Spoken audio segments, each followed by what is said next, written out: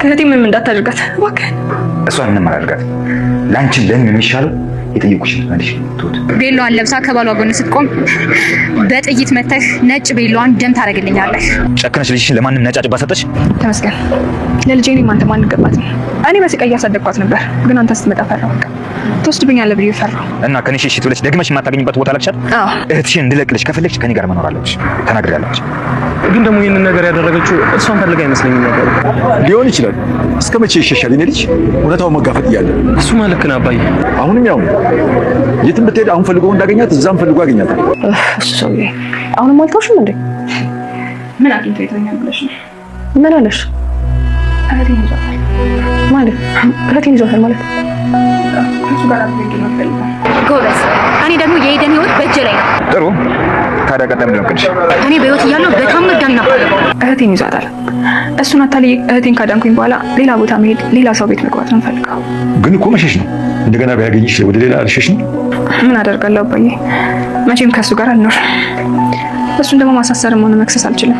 ከዚህ በኋላ እኔና አንቺ የሚያገናኝ ነገር የለም። ተመስገን። ተው ለስንብታቸው ያርቀኝ ልጅ። ተነሽ፣ በቃ የኔ ልጅ ተነሽ። አባዬ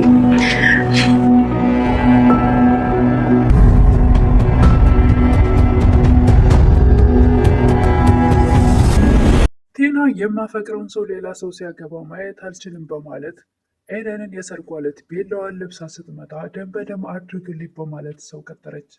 ትሁት ወደማትፈልገው ህይወት ተመልሳ ሄደች። እንድትሄድ ተገደደች። ተመስገን እህትሽን በህይወት የምትፈልጋት ከሆነ ከኔ ጋር መኖር አለብሽ በማለት ሲዝትባት ሳትወድ በግዷ የአባባን ቤት ተሰናብታ ሄደች። አባባም እጅግ በጣም አዘኑ። እንደ ልጃቸው የሚያዩት ትሁት ከቤታቸው ወጥታ ስለሄደች ምንም እንኳን እሷም ሀዘኗ ቢሰማት ከአባባ መለየት፣ ነገር ግን እኔ እዚህ ቤት እያለሁ እነሱ በሰላም መኖር አይችሉም የሚል ውሳኔ ወሰነች። ሰላም ጤና ይስጥልኝ ውድና የተከበራችሁ በመላው ዓለም ያላችሁ ኢትዮጵያውያንና ኤርትራውያን ናችሁን። እግዚአብሔር ይመስገን ደህና ነኝ። የግፈኛዋ ሚስትና የሰራተኛዋ ፍጥጫ ወይም ደግሞ ትሁት ድራማ ክፍል 76ን አብረን እናያለን። የባለፈው ክፍል ተመስገን ትሁትን እህትሽ ልጅቷን የት ነው ያደረገችው በሚላት ሰዓት ወደ ውጭ ሀገር ለሚሄዱ ዜጎች ሰጠቻት። ደግሞ ከዚህ ሀገር የተሻለ ህይወት ትኖራለች በማለት በማሰብ ነው በምትለው ሰዓት ሽጉጥ ጥላው ላይ ደግነው ነበር። እስካሁን ዝም ያልኩሽ በልጄ ስላመጣሽ ነው፣ አሁን ግን በልጄ ነው የመጣሽው በማለት ጥላው ላይ ሽጉጥ የደገነው ተመስገን። ቲናም በበኩሏ አባባ ቤት ሄዳ ይህን ወረቀት አንብበውና በሩ ማንን እንደሚለቅ እናያለን በምትል ሰዓት ነበር ቪዲዮ ያለቀው። ቀጣዩ ክፍል ቲናም በፈገግታ አባባን እስር ቤት የሚያስገባ አንድ ፋይል አገኘው ብላ በደስታ በፈገግታ ፊታቸው ቁማ ነበር። አባባም ይህንን ወረቀት ከየት አገኘሽ ይላሉ። እሱን ልግባና እንነጋገራለን ትል ነበር ቲና። ቲናም አባባን ገፍተራ ወደ ቤት ለመግባት ስትሞክር እሳቸውን በሩን ግጥም አድርገው በፍጹም ይህንን ከመግባትሽ በፊት መጀመሪያ እንነጋገር እዚሁ ነሽ፣ ይህን የመሰለ ድርጅትን ምስጢር እንደያዝኩ ታውቃለህ፣ ስለዚህ ልትከለክለኝ አትችልም በማለት ትከራከር ነበር ቲና። መጀመሪያ ከየት እንደመጣሽው ብቻ ንገሪኝ ይሉ ነበር አባባ። እባክህ ደጅ አታስጠናኝ ትል ነበር ቲና። የድርጅትህን ሚስጥር ለፖሊሶች አሳልፌ እንድሰጥ እያስገደድከኝ ነው ትል ነበር ቲና። አባባም እንግዳውስ ቁጥር በመስጠት ልተባበርሽ በሚሏት ሰዓት ቲና እጅግ ትደነግጣለች። ስልክ በመስጠት ልተባበርሽ ሲሏት አባባ የምን ስልክ ብላ ትደነግጣለች ቲና። የፖሊሶቹን ነዋ። ቲና አንቺን ይህን በፖሊሶች ማስፈራራት አትችይም። ይህን ነገር ቀድመሽ አግኝተሽ ቢሆን ኖሮ እስር ቤት አስገብተሽ ነበር። ነገር ግን ይሄ አሁን ቀን አልፎበታል ይላሉ አባባ። አለፈበትም አላለፈበትም ወንጀል ወንጀል ነው ትል ነበር ቲና። ልክ ነሽ፣ ነገር ግን ይሄ ነገር ወንጀል እንዳልሆነ አረጋግጠናል ቲና ይሉ ነበር አባባ። ቲና ምን ማለት ነው ብላ ጥያቄ ታቀርባለች። አባባም በአንድ ወቅት ድርጅታችን የማይሰራውን ስራ ይሰራል ተብለን በሐሰት ተከሰን ነበር። እዚህ ወረቀት ለዛ ወንጀል ማረጋገጫ የተሰራ የውሸት ፋይል ነው። እርግጥም እዚህ ወረቀት ላይ የድርጅቴ ማህተም አለበት። ደግሞ ይህ ወረቀት በህግ አካላት ተመርምሮ ድርጅቴ ነፃ ወጥቷል። ነገር ግን ይህ ወረቀት የሚያሳየው አንድ ነገር አለ። እሱ ምንድን ነው ትላለች ቲና። አንቺ ወደ ቢሮ እንደሄድሽ ትሁትም ተመስገንን እንደውም በህይወት ኑሬ እንደዚህ ከምታሰቃየኝ፣ መውጫ መግቢያ ሳጠተ ከምታሳቀቀኝ፣ ከሰው ጋርም እንዲኖር ስላደረገኝ ብትገለኝ ይሻለኛል፣ ግደለኝ ትል ነበር። እኔ አሁን አንቺን ልገል አልችልም፣ አሁን የምፈልገው ልጅ ነው ይል ነበር ተመስገን። ስለ አንተ ልጅ የማቅልህ ነገር የለም ትል ነበር ትሁት። ተመስገንም እኔ ከአንቺ ልጅ እንዳለኝ አጣርቻለሁ፣ ልትቀልጅብኝ አትችይም፣ ልትሸውጅኝና ልትዋሽኝ በፍጹም አትችይም። ትሁትም ምን ያላቅልህም፣ እኔ ከአንተ ልጅ ሊኖረኝ በጭራሽ አይችልም። ተመስገንም እያለቀሽ ወደ እኔ እንድትመጭ ለማድረግ እችላለሁ፣ ታያለሽ፣ አሳይሻለሁ በማለት ጥሏት ይሄዳል። አባባም ለቲና ስለዚህ ወይዘሮ ቲና አንቺ ሳትሆኚ ለእኔ ፖሊስ የምትጠሪው እኔ ለአንቺ ፖሊስ እጠራለሁ በሚለው ሰዓት በድንጋጤ ተመልሳ ወደ ተመስገን ትሮጣለች። ሮጣ ከመሄዷ በፊት ፖሊስ ትላለች። አዎ ባልታወቀ መንገድ ድርጅቴ ውስጥ ገብተሽ የሆነ ማስረጃ ጠቀመሽም አልጠቀመሽም ይዘሽ ወጥተሻል። ኧረ እኔ አይደለሁም ተመስገን ይሄን ነገር የሰጠኝ ትላለች ቲና ራሷን ለማዳን። ተመስገን የትሁት ባል እዚህ ቤት ተመልሼ እንድገባ ቁልፍ ይሆንሻል ብሎ ያዘጋጀልኝ ነገር ነው ትል ነበር ቲና። አባባም ለትሁት ቲና ወደዚህ ቤት መታ ነበር ይላሉ። ትሁትም ደግሞ ብልሁም ብላ ነው መቼም ሙከራዋን አትተውም ማለት ነው ትል ነበር ትሁት። አባባም ወደዚህ ቤት የምትመለስበትን ቁልፍ ይዛ መታ ነበር። ደግሞ ያሸነፈች መስሏት እጅግ ተደስታ ነበር። ትሁትም በሀሳብ ጭልጥ ብላ ምንም በፍጹም ያለች አትመስል ነበር አጠገባቸው እና በሀሳቧ ምን ሆነሽ ነው የኔ ልጅ ምንድነው እያስጨነቀሻለሁ ይሉ ነበር አባባ። ትም አባዬን አንድ ነገር ላማክረ ነበር ከዚህ ቤት መሄድ አለብኝ ለእናንተም ሰላም ሲባል እኔ እዚህ እያለሁ እናንተ ሰላም መኖር አትችሉምና የናንተ መስገን ጋር በመሄድ በር በርግዳ አርጋ ትገባና ቢያንስ አታንኳኩም ምን ማለትሽ ነው በሚላት ሰዓት የፈለገውን ባደርግስ ምን ለመሆን ነው ያን ወረቀቱ አስይዘዛ ቤት የላከኝ ጎዳና ከምትወጪ ብዬ ነው ይህን ነበር ተመስገን። እውቀቱን ኬት ነው ያገኘው ትል ነበር ቴና። ኬትስ ባገኘው ዋናው ጥቅም ላይ መዋሉ አይደል እንዴ እኮ እኔን እስር ቤት መወርወሩ ነው ጥቅም ላይ መሆኑ። ያን ወረቀት ያገኘው አባዬ ቢሮ ነው አይደል ትል ነበር ቴና። አዎ ሰዎችን አታልዬ ገብቼ ነው የወሰድኩት። ያን ወረቀት እኔ ወስጄ ሰጠኋቸው ለእነሱ ሳይሆን ወንጀሉ ለእኛ ነበር። ምን ማለት ነው ይል ነበር ተመስገን። ያ ወረቀት ፋይሉ ተዘግቷል ደግሞ እኛ እንደሰረቅነው አውቋል። ፖሊስም ሊያመጣብኝ ነበር።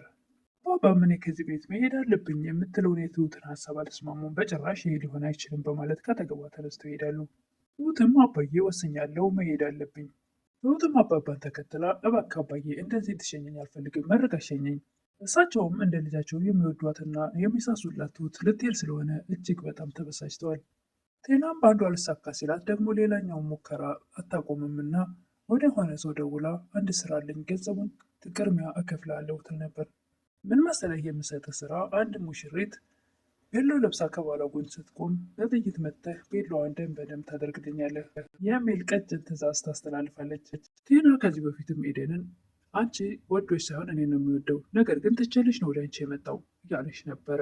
ነገር ግን ዳኒ ወደ ቴና ህይወት የገባው ከካሌብ ጋር ንብረት ተካፍላ ስትመጣ እሱ ደግሞ ከእሷ ጋር ተካፍሎ ኤደንን አግብቶ ለመኖር ብቻ ነበር እንጂ አላማው በፍጹም ቴናን ወዷት አልነበረም። የሚወዳትና የሚያፈቅራት ኤደንን ነበር። ነገር ግን እሷ የመሰላት ከእሷን በፊት የእሷ ብቻ ነበረ። ለሰርግሽ የተደገሰው ድግስ ለተስካርሽ መውጫ ሀዘን አደርገዋለሁ ትል ነበር ቴና። ቴና ለሰርጋቸው ቀን ሽጉጥ ተኩስ ብላ የላከችው ሰው ሽጉጡ በድንገት ዳኒ ቢገለውስ ይሄን ማሰብ አልቻለችም ቴና። ኤደንም ትሁት ጋር በመሄድ እናቴ እንዴት እንደተደሰተች በታይ እያለች እሷም ተደስታ እየነገረቻት ነበር ለትሁት። ትሁትም ከዚህ በላይ ምን ደስታ አለ ለእናቶች እያለቻት ነበር። እንኳን ደስ አለሽ የኔ ቆንጆ እያለቻት እሷም ደስታዋን እያካፈለቻት ነበር። አባባም ለዳኒ አንድ ቀን ይሄ ነገር ይሆናል ብዬ አስቤው አላውቅም ትሁት ልትሄድ ነው በማለት እንዳትሄድ አድርግልኝ እያሉት ነበር። አባዬ ከአንተ በላይ የምትሰማው ሰው አለ ብለህ ነው? አይ እሷን መናገር አልቻልኩም በጣም ስለከፋኝ አሁን እኔ እሷን መናገር አልቻልኩም ይሉ ነበር አባባ። አባዬ እሷም ተጨንቃ ይሆናል እንጂ ያደረገችው በፍጹም ይህን ነገር ልታደርግ አትችልም ነበር ይል ነበር ዳኒ። ትንሽ አብረን እንነጋገርና እሷንም ለመረዳት እንሞክር ይል ነበር ዳኒ። አባባም ወደ ቤት ተመልሰው ምን አሰብሽ የኔ ልጅ አሏት ትሁትን። አባዬ አንተን ላሳዝን አልፈልግም ነገር ግን አንተም እኔን ተረዳኝ ትል ነበር። እሺ ምን አሰብሽ ይሉ ነበር አባባ። አባዬ እህቴን ይዟታል ስለዚህ አሁን የግድ መሄድ አለብኝ። አሁን ሄጄ እሱን አታልዬ እህቴን ካዳንኳት በኋላ ሌላ ቦታ መሄድ አለብኝ። ሌላ ቦታ ሌላ ሰው ቤት መግባት አለብኝ ትል ነበር ትሁት። እንዴትም እንደዚህ ይሆናል በሚሉ ሰዓት አባባ ትሁትም ታዲያ ምን ማድረግ አለብኝ መቼም ከእሱ ጋር መኖር አልችልም። እሱ ደግሞ ማሳሰርም ሆነ መክሰስ አልችልም ምክንያቱም እዛ ጋር ቤተሰቦቹ ደግሞ ለቤተሰቦች ትልቅ ችግር ይሆኑባቸዋል። እሱ ታሰረ ማለት ቤተሰቦቹ ሰላም አጡ ማለት ስለሆነ ሁሉም ነገር ውስብስብ ያለ ነው። በጣም ከባድና አስቸጋሪ ነው። አባዬ አሁን እኔ የምፈልገው መረጋ እንድታሰናብተኝ ነው። አባዬ ከእናንተ ጋር ስኖር መልካምነትና ፍቅርን አስተምራችሁኛል። በጣም ነው የምወዳችሁ። ነገር ግን ከእናንተ መለየትን በጭራሽ አስቤው አላውቅም ነበር። አባባም እኔስ መቼ እንደዚህ አስቤው አውቅ ነበር? ያሰብነው አልተሳካም እንጂ እንደዚህ አልነበረም የታሰበው። አባባ ለካሌብ አጋብተው ምራታቸው እንድትሆንና በቤታቸው እንድትነግስ ነበር እንጂ የፈለጉት ይሄን ነገር በፍጹም አላሰቡትም ነበር። ነገር ግን ልጃቸው ካሌብ አሁን እዚህ ጋር ስራውን ጨርሶ ነው ካራክተሩን ወይስ ምንድን ነው? ስሙ ብቻ ነው ያለው ካሌብ። አሁን እሱ አይታይም፣ ከታየ ቆይቷል ማለት ነው።